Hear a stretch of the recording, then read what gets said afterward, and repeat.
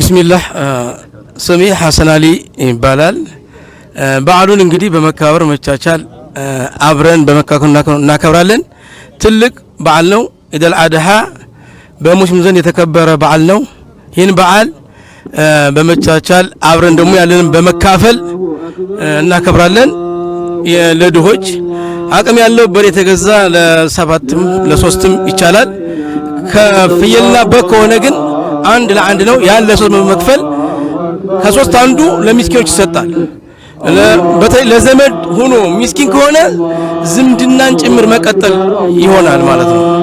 ስለዚህ ይሄ በዓል በሙስሊም ትልቅ በዓል ነው።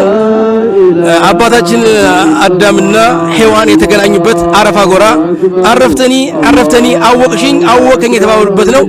ነብዩላህ ኢብራሂም አለይሂ ሰላም ልጃቸውን እስማኤልን መስዋዕት ሲያቀርቡ አላህ ሱብሓነሁ ወተዓላ በልጃቸው ፈንታ በግን መስዋዕት ያቀረበላቸው ሆኖ ይሄ ትልቅ በዓል ነው። ሀቅም ኑሮት ይህንን በዓል የሚታረድ ነገር ያላቀረበ ሰው ነብዩ መሐመድ ሰለላሁ ዐለይሂ ወሰለም ከኛ አይደለም ብለዋል።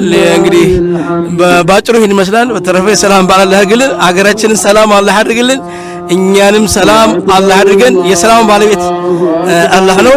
ሰላም አለይኩም ወራህመቱላሂ ወበረካቱ። ስሜቱ በምስሉ ያው እንደምታዩት ነው። በጣም ደስተኛ ነው፣ እየገባ ነው። በኋላ ከርዱ በኋላ ደግሞ የሆነ ስሜት አለ። ይሄ እንደምታዩት ነው። እንግዲህ አመጣጥሩም እያያችሁት ነው እናንተ። ስሜቱ ልዩ ነው። በቃ ልክ የመጀመሪያው ዙል ሒጃ ከመጀመሪያው ቀን ጀምሮ ይጾማል፣ 9 ቀን ይጾማል።